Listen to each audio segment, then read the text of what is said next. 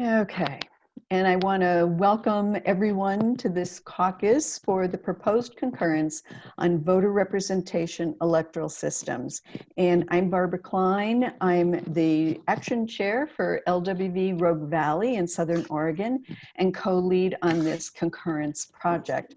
I'll act as the moderator tonight, and I'm zooming today from the original lands of the Shasta tribes. And just a few housekeeping issues. If you aren't already, and Marcia's been very good about it, if you aren't already, we ask that you mute yourself and turn off your video. Questions will be taken via the chat box, and we will get to many of the relevant questions as possible. But there's emails for the co-leads in the chat box at the very top for any necessary follow-up questions. The session is being recorded, and the link should be available online afterwards. Finally, if you can, please limit your own distractions so that you can be present in our short time together.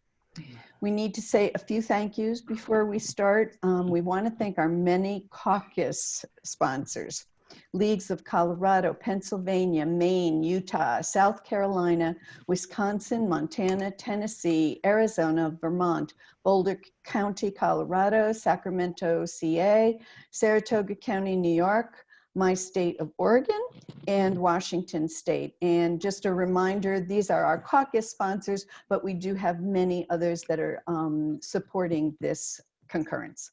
And I don't want to forget to thank Marsha Watson from Minnesota for Zoom hosting this and many of our meetings, as well as helping with a lot of tech support. Our agenda tonight will include a quick overview, a few words from our special guest, Ruth Greenwood, and a Q&A session to answer your questions. The panelists for that will be Paula Lee from California, Celeste Landry from Colorado, and Deborah Conmiller from Wisconsin. So with housekeeping chores out of the way, we are on to the overview.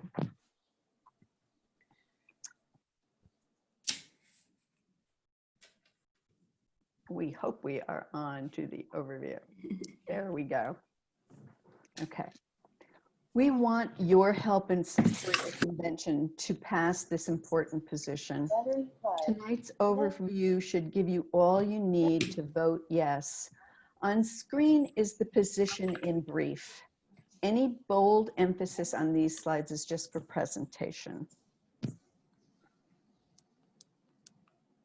Okay, here we see the first half of the concurrence proposal. The language was a compilation taken from many state and local league positions. Delegates should have received language and all related info earlier through your state leaders. However, despite best intentions on all our parts, you may not have seen this before. If you need to read it, the language, the pros and cons, the rationale, the background terminology are available on the LWV US website, and we will put a link in the chat box for that. But if you can't capture links right away in the chat box, you can go right to the league, website, lwv.org. And I was hearing somebody in my ears there, so I hope everybody is muted. You can go to lwv.org, go down to league management, and only then. Please re-enter your meeting Could ID. you stop and ask Gail? It's Gail, starts with an O, is the one. You have not entered any numbers. Please re-enter your meeting ID. Oh, can't hear you. Can somebody Gail please? Osharenko, please mute. Yes. Mute yourself or mute her if you can.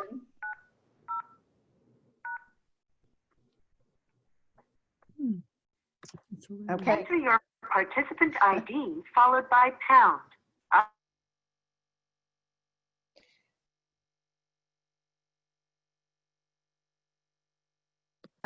But you can go to the national website, scroll down to where it says league management at the very bottom of the page, and only then put in the word concurrence in the search box and it'll pop up. Also notice the bullets on this page. When we speak about the criteria or the guidelines, we are referring to these bullets. If you have any questions about definitions or any of the words used, we direct you to the terminology report, which is online. Also, note above in the chat box that I put in the FAQ document. If you can't retrieve it from there, please email one of us for it.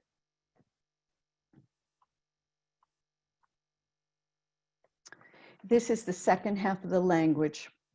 What you see are the bolded high-level issues. So representative government and systems which help voters and inhibit gerrymandering, the opposite of real representation. State election laws that support alternative election methods, and voter education of those methods.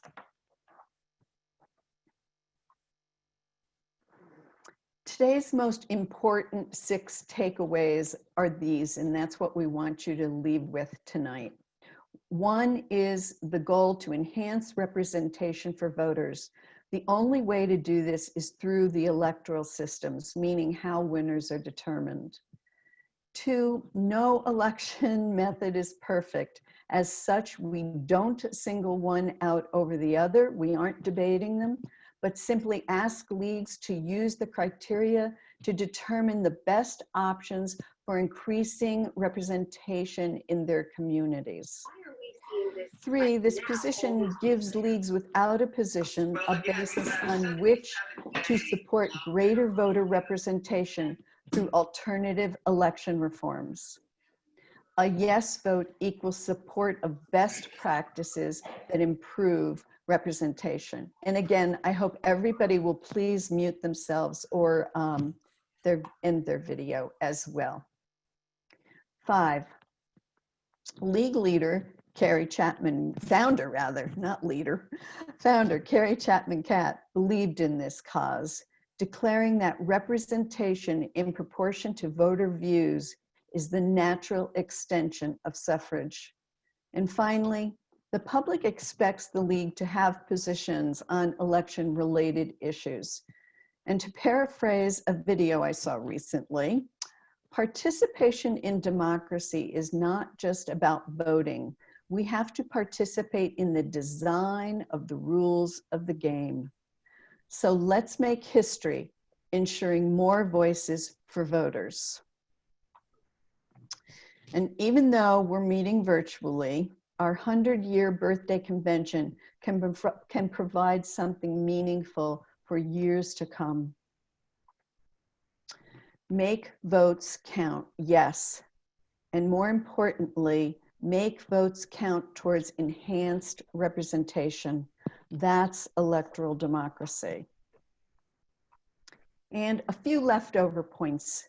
First is just to point out the strength of this position for minorities of all kinds.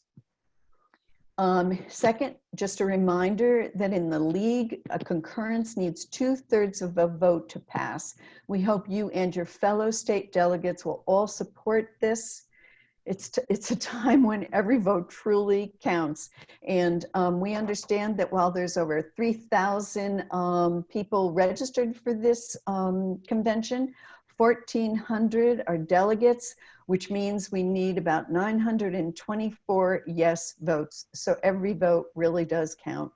And lastly, you may have noticed in your convention materials, there is a list of not recommended items. This year, there is a study on the list by the same name, but it is a study, it's not our concurrence. And now I am going to turn it over to the co-lead, Paula Lee, to introduce our guest for a few opening words. And Paula, if you give me just a second to stop sharing the screen, we'll be able to see you and Ruth. Great. Paula? The host has stopped my video, it says. So. Marcia, can you put Paula's video back on, please? And I'd like everybody else to try to remember not to put their video on.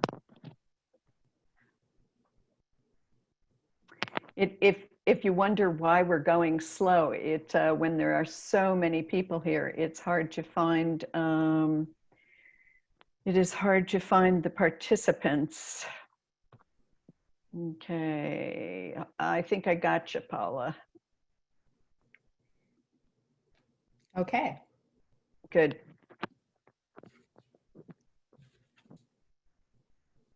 Hi, everybody. Welcome to the caucus. We're so lucky to have Ruth join us. Ruth Greenwood is the co-director for voting rights and redistricting at the Campaign Legal Center. One of their central themes is advancing democracy through the law. Ruth has been working in voting rights for over 10 years. She litigates a variety of redistricting cases, and she has a very particular focus. And that's what we're interested in. Her focus is on ending partisan gerrymandering and promoting minority representation. And fellow delegates, this is exactly what this concurrence position seeks to do, to end partisan gerrymandering and promote minority representation. Ruth has litigated 2 partisan gerrymandering cases all the way from the trial level to the Supreme Court. You might know some of them. The one from Wisconsin, that was a partisan gerrymandering case. And Ruth Ginsburg said about that the Gill case was perhaps the most important case the court would hear during its term. Ruth was previously the lead counsel for voting rights at the Chicago Lawyers Committee for Civil Rights Under the Law. She's a member of the Winchester League of Women Voters, and with her extensive background in redistricting and voting rights, we are so pleased to have you, Ruth, provide us with your views on this proposal that the League members will be voting on this week. Thanks, Ruth. Thank you, Paula, and thank you, Barbara.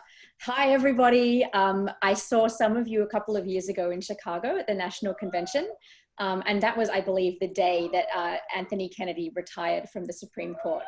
So it was, I'm sorry, that's my dog. He also didn't like Kennedy retiring. And so anyway, since then, we had another case go up to the Supreme Court representing the League of Women Voters of North Carolina. We subsequently lost those cases in federal court. I also became a citizen and had a baby and voted for the first time. So it's been an interesting few years. I should sort of introduce myself to you as your lawyer. I've represented the League in so many places. And the reason is because it doesn't matter where I go around the country, when I find that there's something wrong and I need someone to speak up about it, there is always a League member ready to help me.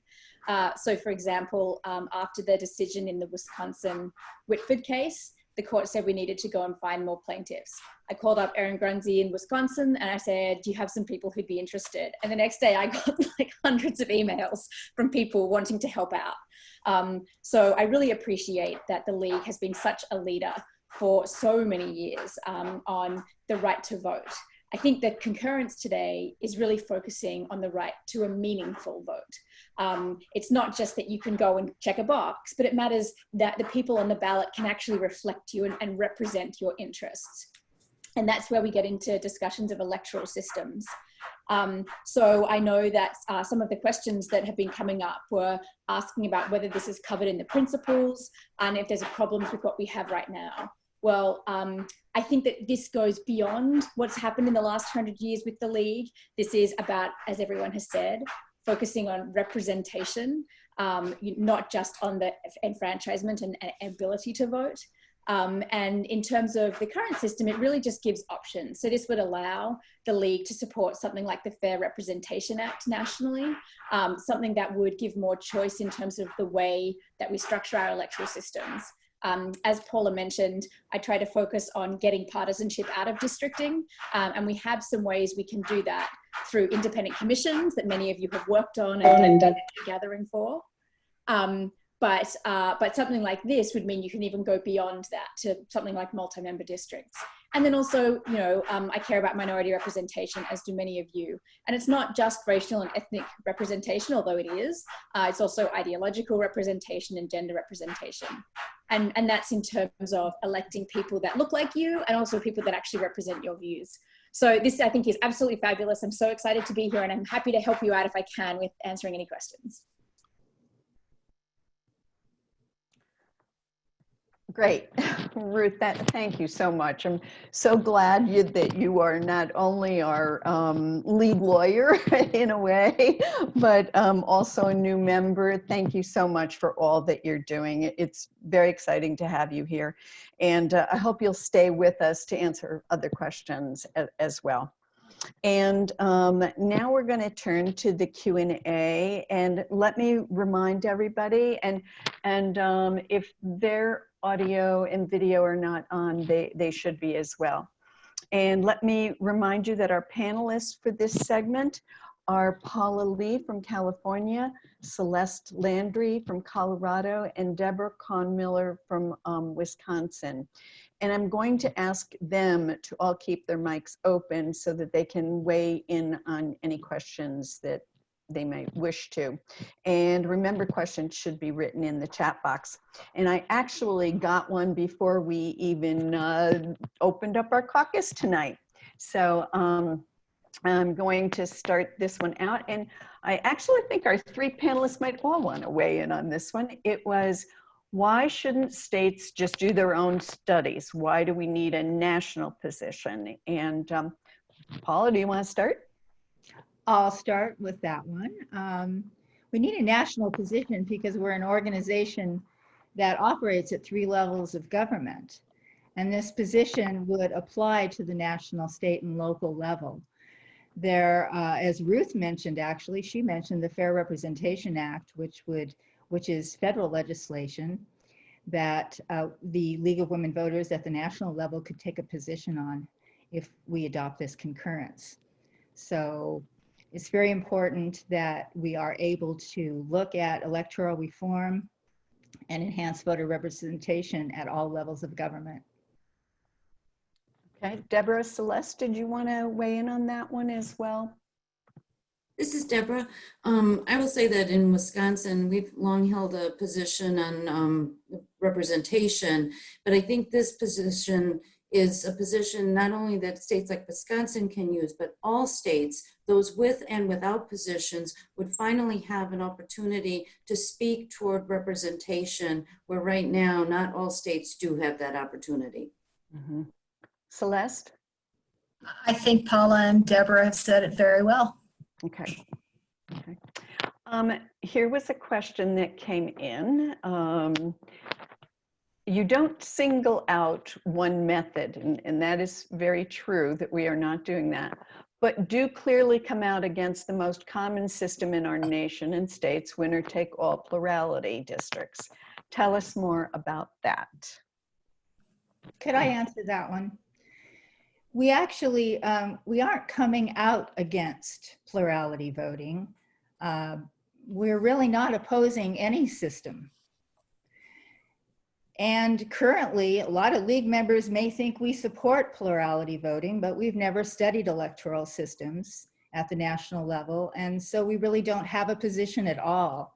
And we are only saying that over the last 20 years, many states and local leagues have done electoral reform studies. And what they have discovered is that the plurality system is the weakest as far as representation for voters. And so we're not really opposing it. We're looking for alternatives to it. I'll jump in here too. A problem with plurality is that it doesn't let you be very expressive. So voters, we don't know how representative the elected officials are because we can't collect that much data. If you allow for more expressive voting methods, then you'll have more data and you'll see if you're meeting your goal of more representative government. Deborah, did you want to say anything on that one? I think it's important that we just understand that this is not supporting any electoral system. That's not the nature of the study, or the concurrence, excuse me. The idea, though, is that we want flexibility so that as states look at their unique conditions, they can choose the system that best meets their needs. And that likely will not be the same system across all 50 states. Someone asks, why don't you think the essence of this concurrence is covered in our principles? Well, our principles say, and we include this in the concurrence language, our principles say we believe in representative government. So I would say just believing in representative government is not enough.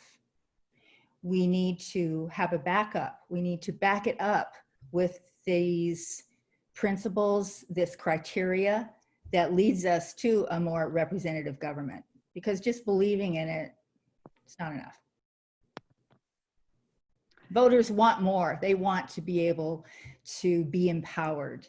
And so for the league to say, well, we believe you should be empowered, and to have slogans like empowering voters and making democracy work, this concurrence moves us past that. It moves us to really empowering voters. Anybody else want to weigh in there? Well said. Okay. Somebody asked what section of our positions would you see this placed in, and I think it clearly comes under governance and representative government. I think that's actually one of our titles right now. There was one question, and some others asked something similar to this. If the title says electoral systems, why aren't you speaking more on the details of those systems? And you covered it a little bit already, but why don't you speak more to that? I'll start, I guess. This would take a very, very long time to go into all the different details. So I don't think it's realistic for us to do that. But I will point out one thing that I like about the position. It distinguishes between single and multiple winner contests. And a lot of times the community out there doesn't think about both of those and doesn't think about whether a multiple winner contest is a good one to have or a single winner contest. This talks in particular about proportional representation. And in order to have proportional representation, we should all be clear that you have to have a multi-member body, because you can't have a proportional representative governor, right? That's a single seat. So so some of those basic ideas are in here, but to go into all of the details would take a very, very long time. And you're welcome to read any of our state studies. Could I add in there, this is Ruth, one of the things I really like about the League is that you make sure that people turn up to redistricting commissions across the country. It can be the school board, the library board, you know, or someone during Congress. And this is exactly the type of civic discussion that I think is really conducive to these decisions, right? So when you all get together, it might be in one place that multiple winner, you know, proportional representation is great. Somewhere else, it might be that, you know, single member districts is something that you want and you want to use cumulative voting. There are reasons why different things work better and worse in different circumstances. And I think having a flexible position like this means that this is something where everybody can tailor it to their locality rather than assuming that there's a one size fits all. And I think historically, national positions have been more broad. So it's more fitting for a national position to be broad. Okay, one of the questions, and I just want to answer it briefly, was there was a complaint about some of the wording, sincere versus strategic and wasted votes. And the only reason I don't want to spend too much time on that is because this concurrence cannot be amended at this point. It is an up or down vote on the floor. Into wasted votes is a political science term, so it doesn't mean nobody ever wastes their time in voting. It's the name that's given to votes that don't contribute to a winning candidate. Yeah. And again, you should, if you haven't read our terminology report already, I do ask everybody to do that. Someone said to me they didn't think that technical terms like that should be in a national position. However, since representation is closely tied to the electoral system, we can't help but use electoral terms. And those terms came from all those studies that leagues have done over the 20 years. So like Barbara said, look up the term and I think it'll be easier to understand and you're not wasting your vote. Right. As Ruth said. I'm going to combine these. Somebody is asking, why did we choose a concurrence versus a study? And somebody has asked, has the league ever not been able to take a position on voting methods, which would be so in most of the states where you don't have a position, but can you talk to either one of those points, places where they don't have a position and why a concurrence versus a study? Anybody? I can I mean, from talk, I Wisconsin. think. Oh, sorry, Celeste. Go ahead, Deborah. Okay, I'm just going to kind of hit it straight on. In a state like Wisconsin that faced the issues that we faced in front of our April 7th primary, having a position on representative government helped us be effective in the courts to challenge what was going on. If I were in a state that didn't have the position, I would not have been as viable in the courts. And I think concurrence is something that we can work together on today to ensure that all state and local leagues across the nation have an opportunity for action. A study would relegate us to a 2-year process and leave many in these vital upcoming election cycles without the necessary tools in their toolbox. And many, many leagues have done studies, so why not take advantage of their work? And that's what we've done with this language. I just might add that we've said it before, but just to make sure everyone knows that all the language in the concurrence position comes from positions and consensus. Already established. Yes. Somebody is asking, and I hope your answer already, Paula, about national positions needing to be broad to serve our whole nation. But somebody was asking if perhaps the concurrence is not precise enough, that some methods have gained popularity, but supposedly in their minds have poor track records. So anyway, they're wondering if we should have been more precise. And again, this is based on league positions already and league language that's already out there. But being precise enough in one person's mind, I wonder if you'd like to address that. No, we leave it up to you.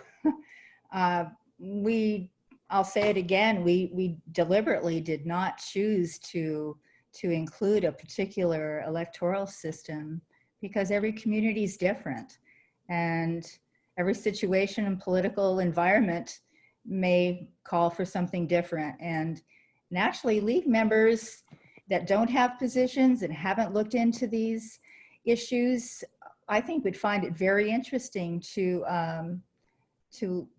pursue it. And this position will provide them an opportunity, even if they don't want to propose electoral changes, maybe someone else in their community will propose a change. And this allows that league that doesn't have a position to evaluate that proposal against this criteria and decide whether they would like to support or oppose the proposal. So it gives leagues a voice when these things come up. And, you know, when someone's proposing an electoral change, the voters are going to say, what does the League of Women Voters think? And we need to know what the League of Women Voters thinks. And that criteria really provides that guide for leagues. Could I add, it's not just voters that ask what the league thinks, it's all other nonprofit groups out there. Speak to other groups and they say, where is the league on this? Are we with the league? You know, you have such a good name that you can bring people with you, which is it's a fabulous position to be in. And so for good things like this, I think it's great to be a national leader. And our national document, Impact on Issues, says that our positions should be broad and general. And they were specifically talking about national positions and that they should be guidelines for acting. So that's what we're doing with this position right here. Ruth, could you say a little bit more, because you work with a lot of national organizations who have the same goals we do in the democracy area? Could you say a little bit about they may think about this position? Oh, yeah. I mean, particularly the sort of groups like mine that do the legal side of things, many of us are on record supporting the Fair Representation Act and working with communities to get the changes they need. So the NAACP LDF was one of the pioneers of getting cumulative voting remedies to Voting Rights Act violations in the 80s and 90s in Alabama. I'm actually working out in Washington State with a series of groups that work with Latino representation to try to, think about different systems to get representation. The ACLU just put together an act in New York that would allow localities to choose an electoral system. So it's not really saying you have to do one or another, but it's that same thing of saying localities should have the choice, rather than in many states at the moment, the state says, here's one or two options. You either get 3 commissioners or you get 5, and then that's it. That's it. The country seems to be moving more towards, well, let's actually let localities try to do things. So yeah, it's nice to be in good company. Yeah. Some of you may know that we had a Jumpstart Caucus a few days ago where we covered some of the same material, and at that point a couple of the panelists brought up a national report that was just done, and I thought we should mention that again and maybe put a link in the chat box if we can. One of you want to speak on that for a moment? Oh, it's a great, very comprehensive report done by the Academy of Arts and Sciences. It was a 2-year project. They have, I think, 31 recommendations. Many of them would be covered by our concurrence position. It's a very interesting read, and I would highly recommend it. So I did post it in the convention discussion list early on, but yeah, put the link in here. I think everyone on this call would be very interested in that report. Good. It was featured on PBS with Judy Woodruff. Good. I hope somebody will put that in. I just put it in the chat. Oh, great, thanks. Somebody did ask about how many leagues were participating in the studies that they're asking to concur on. And actually, I can answer that kind of quickly. The language was taken originally from about 14 different state leagues and a couple locals, but actually, there's many more that have done it by this time and that weren't on there. So, your league may have done one and not been counted. So we are sorry for that, but about 14 leagues to answer that question. And I just would like somebody on the panel to address this, because it's talking about paper, voter verified ballots, vote by mail, that kind of thing. And I just wanted to point out that that's not what this discussion is about, election administration or security. Did you want to say more on that, Paula, maybe? Well, I just wanted to say that you see that language in the concurrence position about vote by mail, just because we want to ensure that any electoral system that is adopted in a community is compatible with vote by mail. Okay, thank you. But we're not, but yes, this position is not about election administration or election security. We have some good positions on those things. Okay. I'm going to answer this question, and it's a repeat actually of something I said, but I can understand where it's unclear. Somebody said that in the background materials, the reference was made to clear and flexible guidelines to evaluate our electoral options. Where are these guidelines? And they are actually the bullets you saw on like the second or third slide tonight that are part of the language that are just general guidelines for what we're looking at when we evaluate systems. I'm going down. There are many comments. I'm sorry that there are so many comments. I can't get through the ones that are comments versus questions. Okay, here's, isn't this proposal a matter of local choice with limits and the opportunity to change, fine tune, adapt? Yes. Okay. Is there, Barbara, is there anyone that, or maybe we should ask, is there anyone that would like to share why we should not adopt this concurrence position? There are so many messages I haven't gotten to yet. I'm not sure they have, but maybe if they put them at the end, we would know. There's a lot of people on here that are writing dissertations to say why the things that they support are the best. Barbara addressed one of the issues already, which was about concern over the language, wasted votes, sincere, strategic, and some people don't like that language, but at this point, there's not a lot we could do about that. And Ruth answered that question about these are political terms, and you did too, Paula. So if there are any other concerns, we want to hear them. And here's a good quick question that we should address is that in relationship, what is the relationship here to national popular vote? It's not related at all.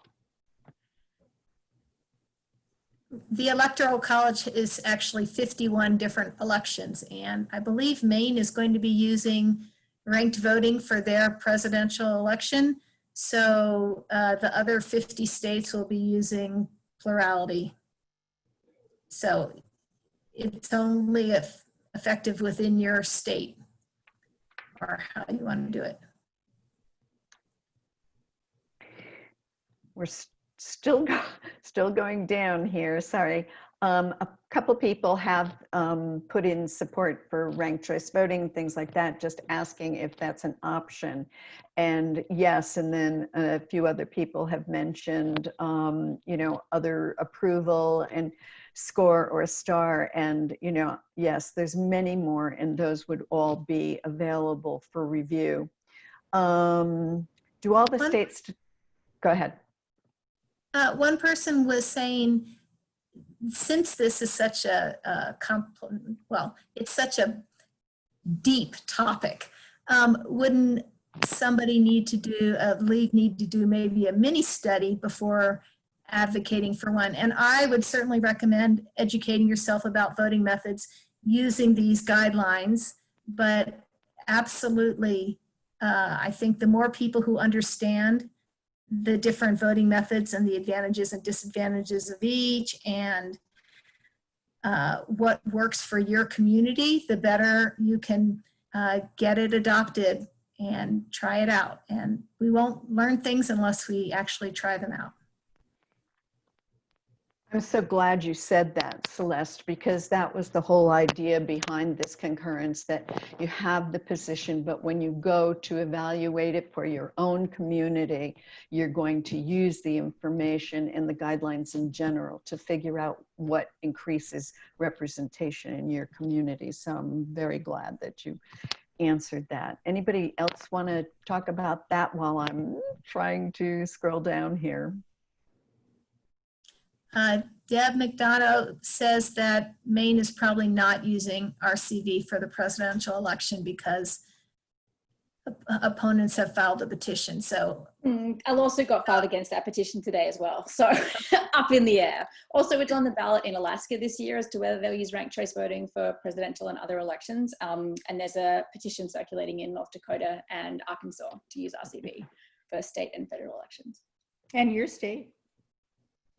And Massachusetts, that's right. I signed the petition because I can vote now.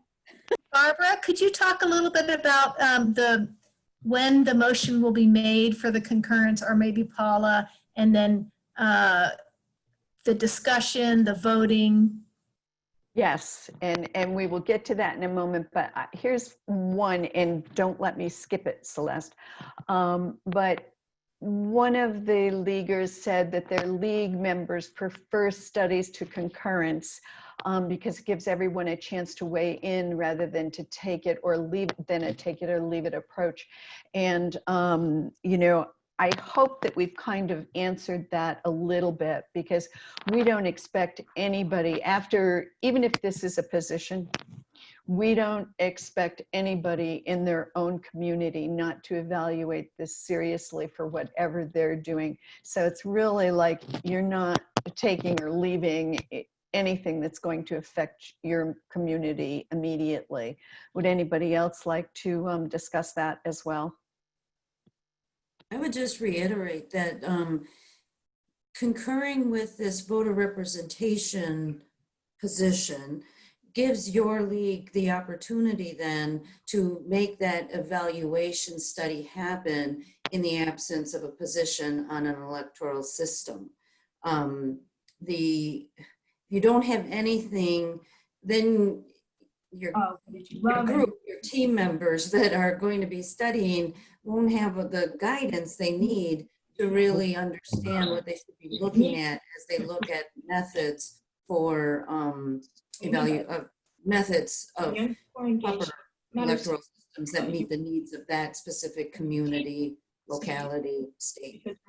I'm sorry, Deborah, somebody was Jonathan Rosen or Rosenberg. If we can, Rosenbaum, please make sure that you're muted. Did you finish your thought there, Deborah? I did. I just really think that this is the needed backdrop to all of the forthcoming studies on electoral systems. Okay. And somebody asks if the concurrence establishes league positions that have not already been established, stated or established in league positions or documents for national, or changes current league positions. It doesn't change current league positions at all. It's an addition, and it doesn't, especially like the Surratt situation that which gosh, I hope I can remember what it is. Can somebody Secure, accessible, secure, accurate, recountable, accessible. transparent, accessible, right? And those still stand, so it doesn't take any of that away. It's just an addition to something that we don't have right now.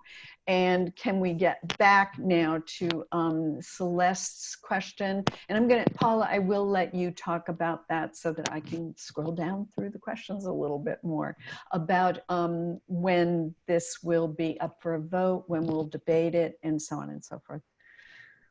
Well, we will know more about the process after Thursday's webinar.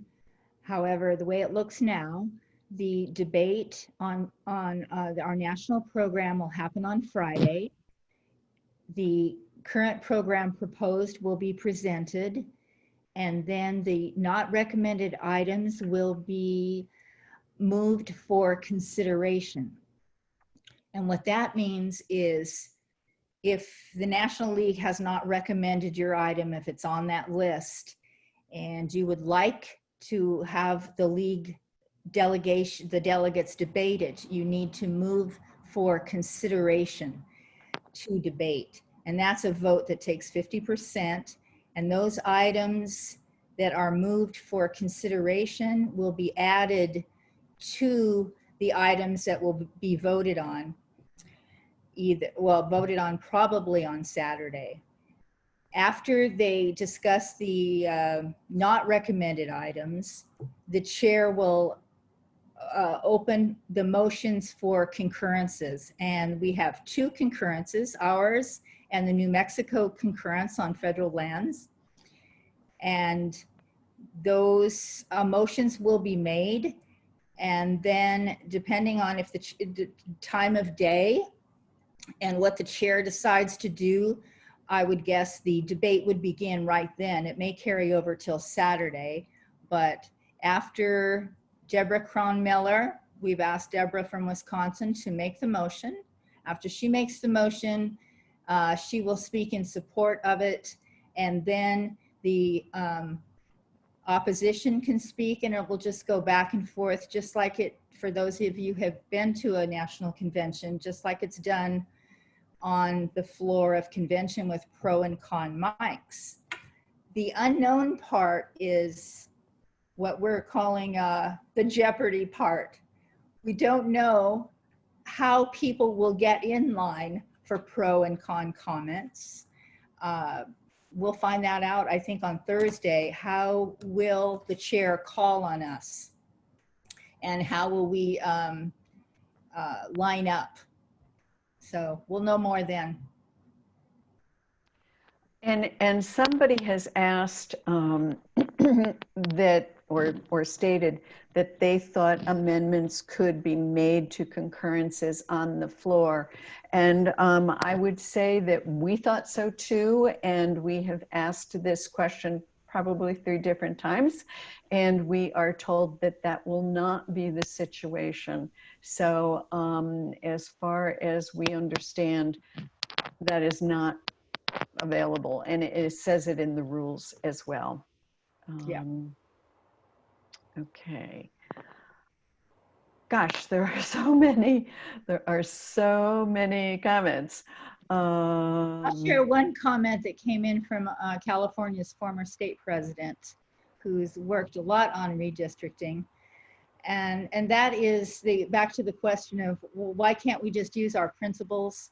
And she reminds us that when we're taking action, we really need principles and a position. It really works better for the league when we have both. Okay. I'm still scrolling, but I'm going to ask Celeste or Deborah or Paula, is there something that comes to your mind that wasn't asked today that you would like to say about this, especially since you're trying to, you know, get people to understand why a yes vote is the only vote here? I'm kidding, everybody. I've done a lot of talking. I'll let the others start. Well, this is Celeste Deborah. or Deborah? I think it's, as I've stated, it's just imperative that this 100-year-old organization, whose mission at this moment in time is to empower voters and defend democracy, that we can, you know, stand up a position that is very clearly in support of voter representation. I think now is the time for that. Now is the moment where this position, above all else, will help communities around the nation not only understand how to stand up electoral systems that are the most representative for them, but that we have important discussions in our communities about whose vote is not being counted, why is that, and how do we take the reins and make sure that doesn't continue to happen. Representative government is the tenet, you know, is the primary goal, objective of our democracy. And in my state, my democracy is not working right now. And getting down to some of the brass tacks of a concurrence and why we're doing a concurrence. 2 years ago at convention, a study was proposed to study the way that Congress is elected and see if we could get a better way to elect members of Congress, which is what the Fair Representation Act actually does. Unfortunately, the studies were not encouraged at that time. and no studies were encouraged or passed at the convention. And 2 years ago, Colorado thought about proposing a concurrence with our state position, but we had some leadership changes going on, and we thought that there was too much going on. We had other things happening at convention. So, you know, in the end, you do what is practicable to get something passed, and this concurrence seems to be the right thing to get right now. It's the 100th anniversary of the league. It would be a great cherry on top of this celebration to pass this. It certainly I would remind us, sorry, I'll get right back to you, Paula. I was just going to say, I'll remind us that we've had a lot of positions passed by concurrence, and not many times have so many leagues been the source of that concurrence. So I think this is particularly special in that way. And we also had Alice say that local leagues can use this position if they don't have their own, but it doesn't stop them from doing their own study if they want, either to adopt a further position or not. My own league in Oregon has a position that is much more specific than this one. And we've used some of their material, but not all, because we felt that for national, it should be a more broad, flexible position. And Paula, I cut you off, so please go ahead. Oh, just a little historical perspective. 20 years ago, the year 2000, we did pass a study of electoral systems at the National Convention, but it was contingent upon funding, and it never happened.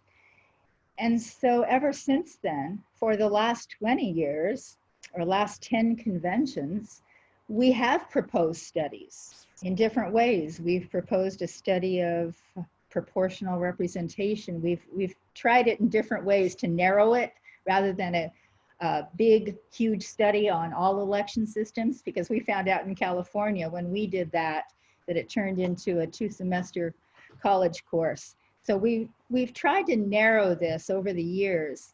In the meantime, since that study in 2000 did not pass, state leagues have been doing their own studies, and local leagues have been doing their own studies. And as we've said already, that's where this concurrence language comes from.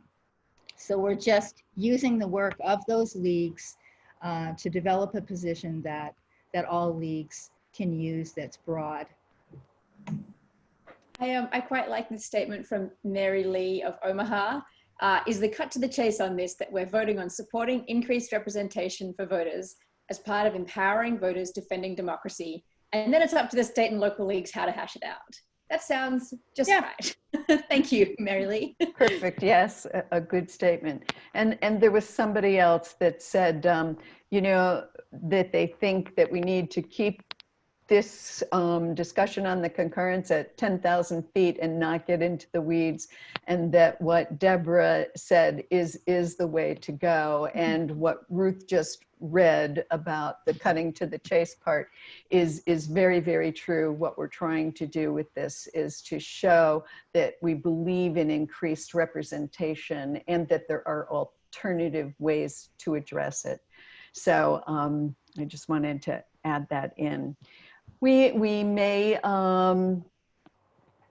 stop now, even though I realize that many of you had very long, long discussions that you wanted to have, or statements you wanted to make, and they didn't all get on, but we appreciate them all and you all being here. And I want to say, once again, ask you all to make certain that you, your state delegates, and everybody that you know that's in the league around the country has everything that they need to vote yes on this. And if they don't have that, either direct them to where it is or ask them to contact us. And again, they don't have to be in your state. Anyone you know, just contact them. And it may seem like an oversell to you, but remember, we are trying to have a special position adopted for this 100th anniversary. And because it is by concurrence, we need a very big number to do that. So I am going to, does anybody on the panel or Ruth have something that they want to say before I finish up a little bit more? Barbara, I just will address very quickly Elizabeth's comment about this labeling us as a radical organization, and to which I would just say amen. It's about time that this organization is seen as the leaders in this democracy space. And if this gives us a platform to speak from in one voice across this nation, and if that's radical to empower voters and to inform them and to encourage their participation, well, that's what we've been doing for 100 years. No time like the present to put this, to codify it with this position. Carrie Catt might have been considered a radical in her time too. Yep. Celeste or Paula, did you have anything else that you wanted to add? That's exactly what I wanted to say. What Deborah said is, let's be leaders. We are the League of Women Voters. We need to have a position that talks about how we elect these people.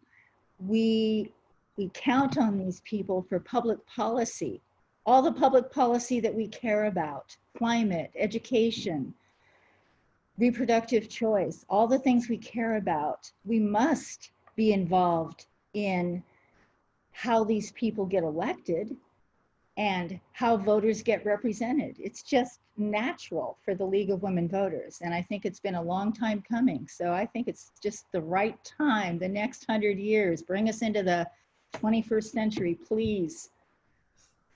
If we don't pass this concurrence, we run the risk of not being relevant, and we all want our voices to be heard, and we want to be relevant. So please vote yes on this concurrence. Good Well point. said. All good points, all.